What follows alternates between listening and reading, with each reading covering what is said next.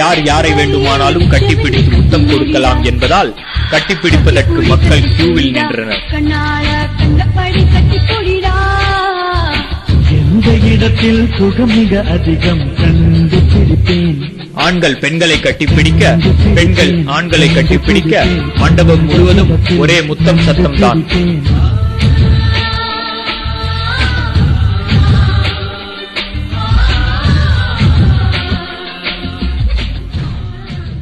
இதுவரை தமிழ்நாட்டில் மொத்தம் 3 டைனமிக் திருமணங்கள் நடந்துள்ளது என்றும் இந்த வருட இறுதிக்குள் 20 திருமணங்கள் நடத்த திட்டமிட்டுள்ளோம் என்கிறார்கள் டைனமிக் குழுவினர்.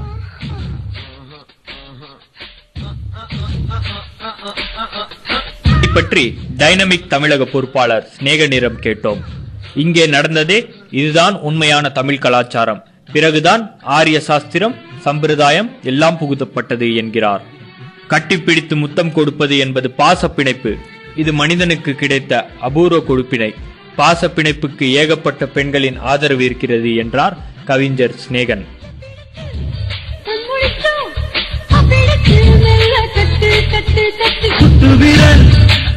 எது கலாச்சாரம் என்பது தமிழகத்தில் விவாத பொருளாக மாறியிருக்கும் சூழலில் தற்போது புதுக்கோட்டையிலிருந்து கிளம்பியிருக்கும் டைனமிக் கலாச்சாரம் மக்கள் மத்தியில் பெரும் சர்ச்சையை ஏற்படுத்தியுள்ளது.